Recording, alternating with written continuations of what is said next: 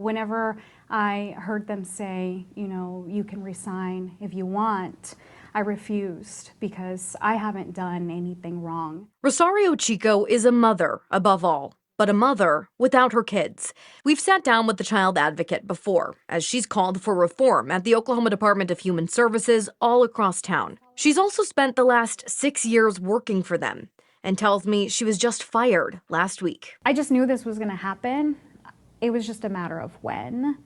And it was very stressful. I mean, my employer has been solely responsible for me losing my children, for not protecting my children. Chico says she joined the agency after DHS removed her children from her home in 2022. My children were severely failed by the department, and child sexual abuse was shoved under the rug.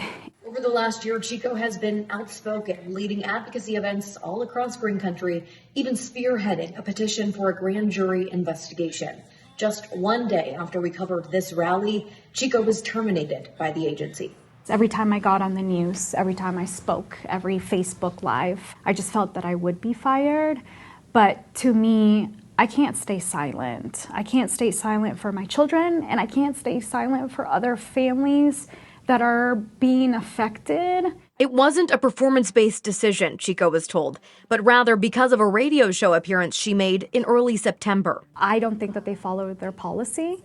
They didn't have conversation with me about it. They didn't do a warning. They didn't address my advocacy. But this is just her latest roadblock. If anything, Chico says this has just reignited the flame that is her fight for justice for families across the state. I'm not gonna stop. Now that I'm not an employee, I fully plan to hold the department accountable for what they did to my children.